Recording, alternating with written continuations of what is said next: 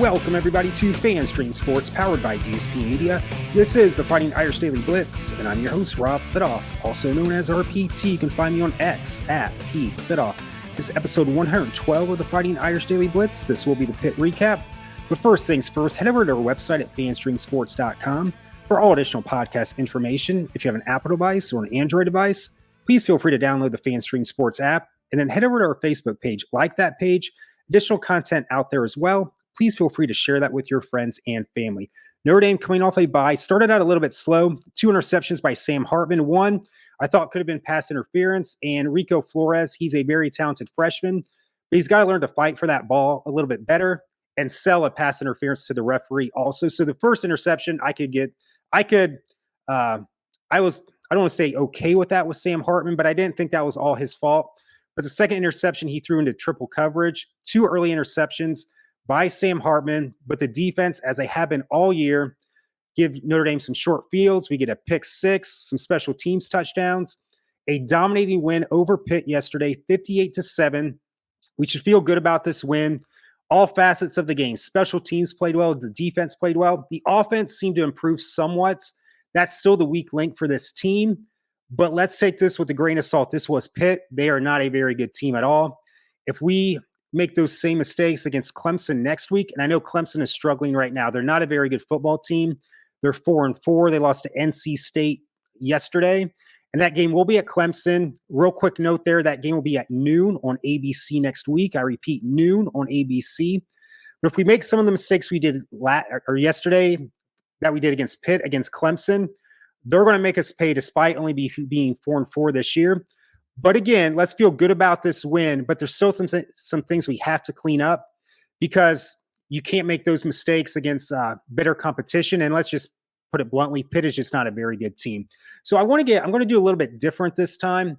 General stats, I'm not going to go into the individual stats. I may just let that slip about an individual's stats while I do this podcast, but I want to do the overall stats and then each scoring play because, as I said earlier, both special teams, defense, and the offense, all 3 scored yesterday. First downs, Notre Dame led 25 first downs to 11. Total yards, 535 for Notre Dame, finally getting back into that 500-yard range when we were playing lesser skilled opponents earlier in the year where we were averaging 500 yards a game. We got back to that yesterday with 535. Pitt only had 255. I believe about 75 of that was either their last possession or their second last possession. We more or less had our third string defense in there. Passing, Notre Dame 380, 202 for Pitt. Rushing, 155 Notre Dame, 53 for Pitt. Penalties, that was an issue where I said earlier, some of these penalties we cannot have against Clemson or even Stanford. Stanford almost beat Washington last night, and Pitt, just not a very good team. You can get away with some of these penalties. Clemson, you're not going to get away with that. 6 for 75, Notre Dame, 5 for 45, Pitt. This is the big stat of the game. We forced 5 turnovers for Pitt. We had the 2 early interceptions by Sam Hartman, but we intercepted Pitt 4 times yesterday, and we also recovered a fumble. Xavier Watts, he had 2 interceptions against USC 2 weeks ago. He had another 2 interceptions yesterday. He has another year of eligibility with Notre Dame, but the way he's playing right now, his draft stock for the NFL draft is just rising and rising. Would love to have him back next year, but if he keeps playing this way, he's going to go to the NFL. Time of possession, 35-31 Notre Dame, 24-29 Pitt. So scoring plays, I'll go through this real quick, but I just wanted to show you how all 3 areas yesterday, special teams, defense, and the offense, contributed to this win. We got those 2 early interceptions by Sam Hartman, but then Chris Tyree, who you got to feel great for this kid. I thought he was treated unfairly the previous 3 years, whether it was Brian Kelly or Tommy Reese. They just never really got him involved. He's a very talented kid, especially in open space. He had one of the greatest punt returns. I will repeat that. One of the greatest punt returns that I've seen probably since Rocket Ishmael or Tim Brown. And those are two of the greats at Notre Dame. Tim Brown won the Heisman in 1987. But Chris Tyree had that 82-yard punt return. He broke some tackles, made some dodgy moves here and there. And then you just saw his just blazing speed he has to separate from the pack there. Aldrich Estime a 15-yard run. Spencer Schrader a 23-yard field goal, but he missed a extra point yesterday. You can't. That's inexcusable. Jadarian Price a 10-yard run. Jaden Mickey, he was substituting for Benjamin Morrison yesterday. I believe he's a redshirt freshman, and he had dropped 2 interceptions prior to this, but he had a 43-yard interception return for a touchdown. Really feel happy for him. I don't know if anyone has heard, but his mom has stage 4 colon cancer right now, and he wrote I don't know if it was an essay or a book about that experience right now. As he's pretty much in hospice care right now, but it's just a great story for Jaden Mickey and just a great play for him yesterday after dropping 2 interceptions also. Ramon Henderson, he recovered a special team punt return fumble in the end zone. So that was the special teams touchdown that we had. Aldrich Estime, who had 3 TDs yesterday, another 3-yard touchdown, where he had a 3-yard touchdown run. And then after that, a 5-yard touchdown run. That's Pitt when they scored their garbage touchdown. And then Cooper Flanagan, I believe he's a true freshman. Tight end caught a 19-yard touchdown pass from Steve Angeli, our backup quarterback. It seems pretty much from fans and Notre Dame's so-called experts that Kenny Minchey will take over the QB role next year, and then CJ Carr will be waiting in the wings to take over for Kenny Minchey.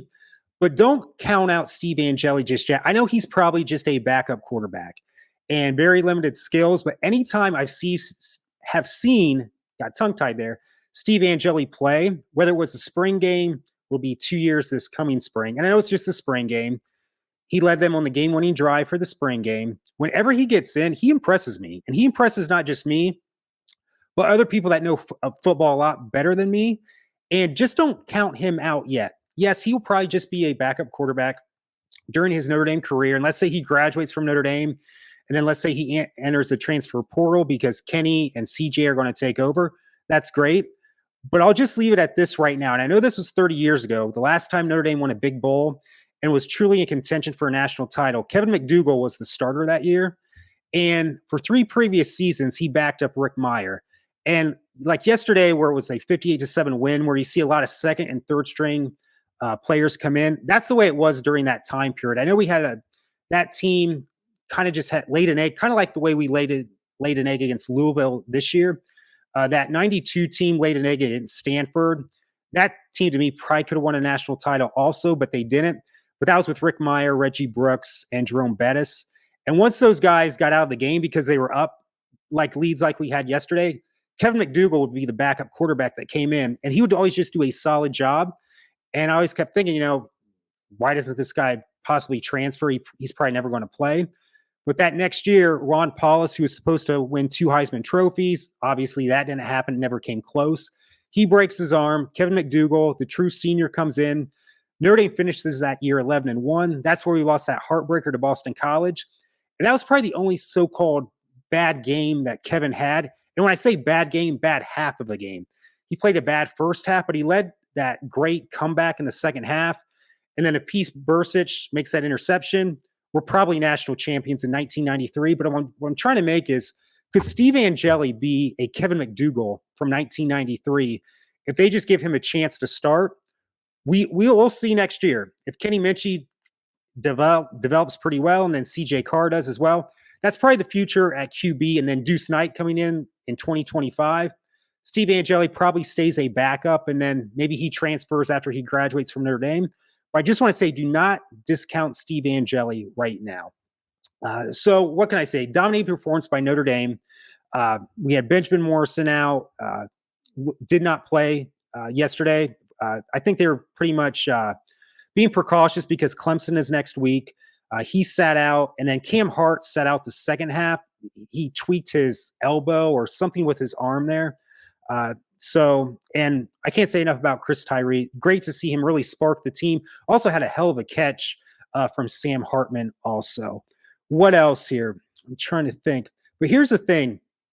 Even though it was a great win and, back in the win column after, 2 wins in a row after that Louisville debacle, this team still has to stay focused. I know that term is used very erratically and too much in the sports world, but it truly is with this team right now.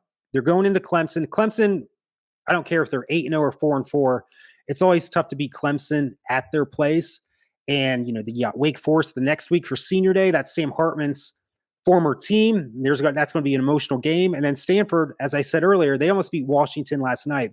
So this team, even though it was a dominating performance, there's so much work to do.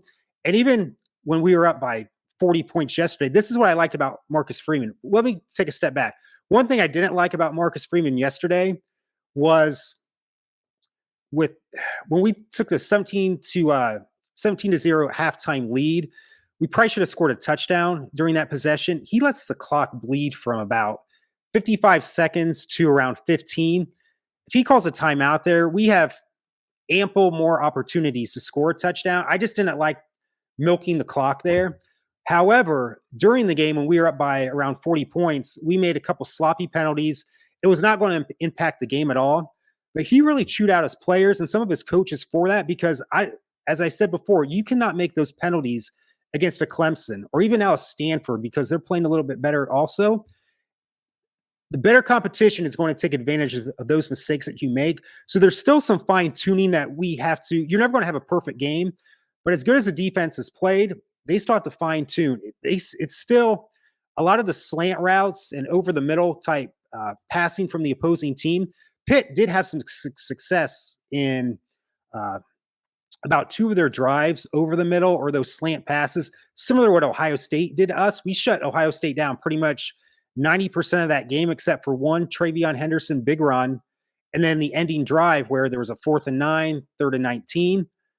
You can stop a team 90% of the time, but when it counts, if you don't do it, that's the difference between a win and loss. So we just had to keep fine tuning all three facets of the game: special teams, offense, and defense. My final point, and this is a big one right here.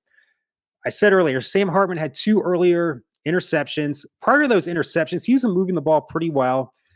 He didn't throw the ball downfield as much as I wanted him to, except for that pass to Chris Tyree, and then Tobias Merriweather got in to the act as well later in the game. But I'm just hoping here that they haven't, how can I say this, zapped his confidence, because he was looking really good early in the year, and he's coming from a brand new system.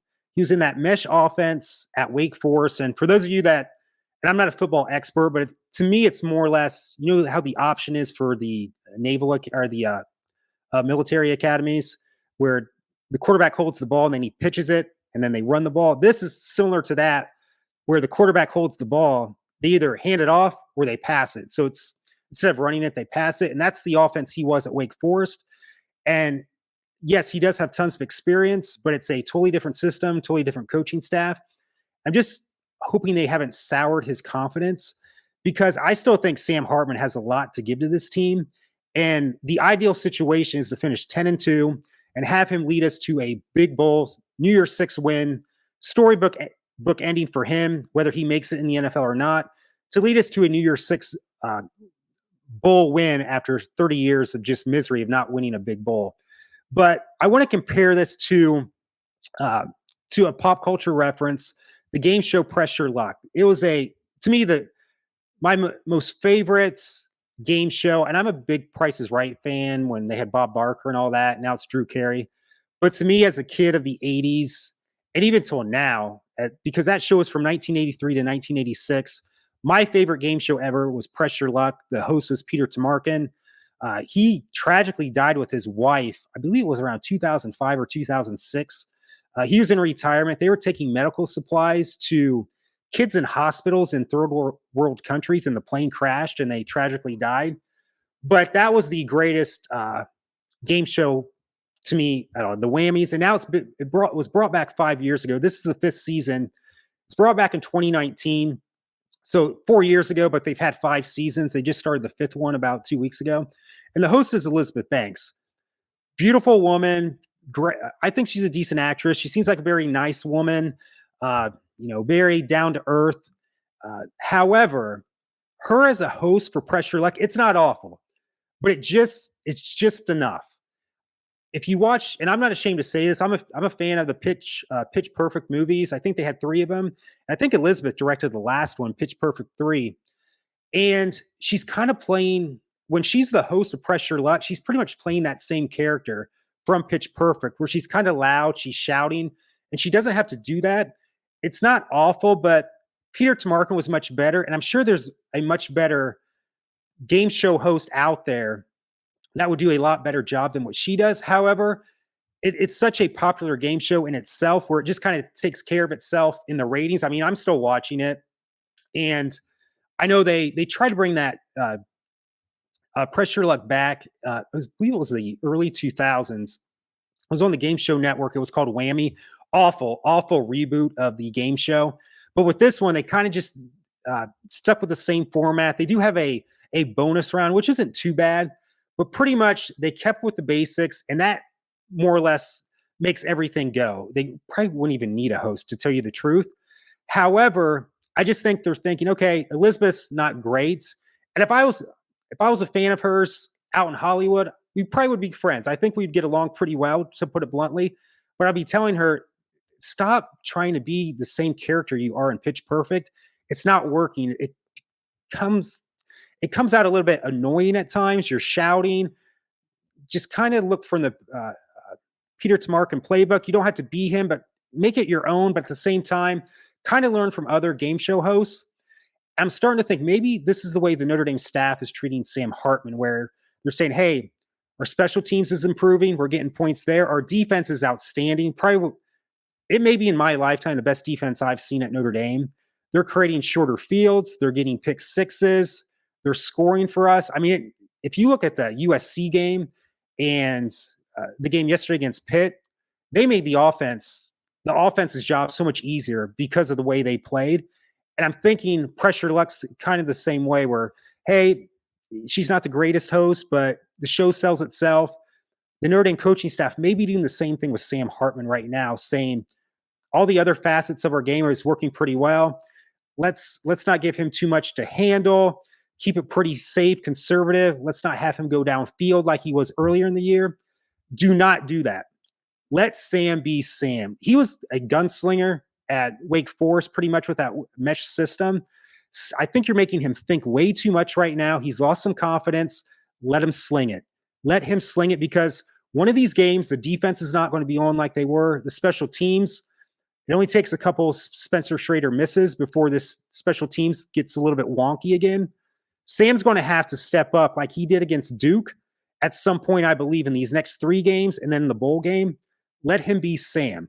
Let him not be the way Pressure Luck production staff is treating Elizabeth Banks right now.